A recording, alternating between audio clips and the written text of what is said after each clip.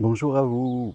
Comprendre et dépasser la dépendance affective. Vous me connaissez, je suis Germain Oncari, psychopraticien de vie sentimentale et j'aide toutes les personnes qui veulent être heureuses en amour, que vous soyez en couple ou que vous soyez célibataire en quête d'amour.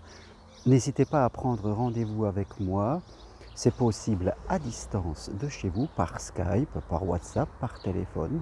Et j'ai mon programme en 4 séances pour les célibataires qui veulent rencontrer l'amour, où je vais leur apporter des clés qui leur permettront de voir les choses de façon différente et d'aller avec patience et persévérance à la rencontre de l'autre. C'est important parce que l'amour quand même reste quelque chose de magnifique à vivre dans la vie.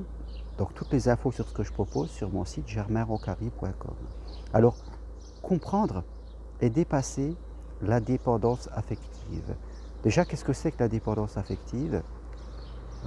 C'est quelque part, résumons ça de façon simplement, c'est avoir des relations non équilibrées avec les autres. C'est que quelque part, notre moi, notre identité a un problème relationnel avec les autres.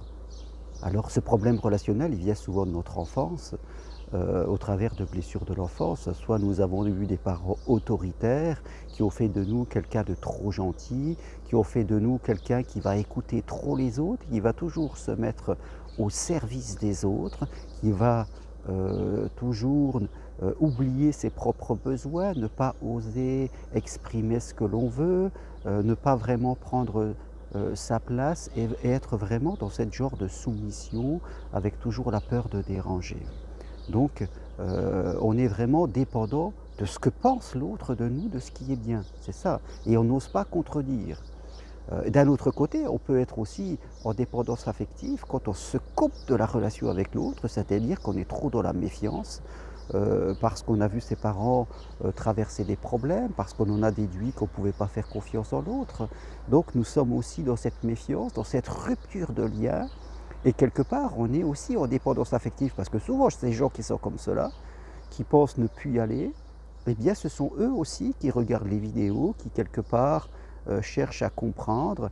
Ils ne sont jamais en paix, parce que, fin de compte, quand on se coupe d'un besoin essentiel à l'intérieur de soi, comme le besoin d'être avec l'autre, le besoin, je dirais, de vivre en lien, qui est un besoin vraiment humain, et ben, c'est pas parce qu'on a décidé de ne plus vivre ce besoin qu'il disparaît. Il continue à vivre en nous, il crée ce fameux vide, et même si on est dans la méfiance et qu'on ne veut pas y aller, et ben, on se travaille ça à l'intérieur de soi, au travers de nos émotions, et on en est quand même dépendant de ce vide avec l'autre.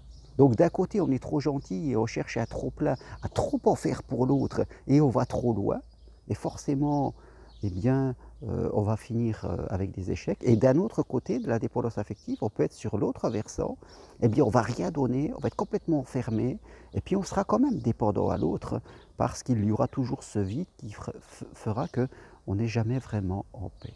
Donc c'est important que vous compreniez vous-même où est-ce que vous en êtes. Est-ce que vous êtes plutôt sur un versant de la dépendance affective, c'est-à-dire trop en faire, trop gentil, se mettre au service et voire parfois au sévice de l'autre, ou deux, de l'autre côté, être trop méfiant, enfermant, trop dans le rejet de l'autre, où là aussi, ça va créer ce fameux vide en haut d'existence. Voilà. Apprenez à vous positionner. Parce que dans les deux cas, ce sont les deux faces d'une même pièce, si on pourrait dire. Vous êtes sous la dépendance affective qui est de la souffrance par rapport à nos relations avec les autres. Et bien sûr, comme l'univers fait bien les choses, on va attirer des personnes qui vont venir toujours titiller d'un côté, soit des manipulateurs, soit des gens sur qui on ne pourra pas faire confiance, voilà. On va attirer à nous de façon tout à fait normale et juste des gens qui vont nous faire progresser sur notre mauvais positionnement, sous notre côté encore un petit peu enfant immature que nous avons dans la relation affective. Alors c'est important de le voir ainsi et de ne pas être en surréaction, c'est-à-dire de ne pas dire que c'est les autres, moi je vais bien, ça ne marche pas.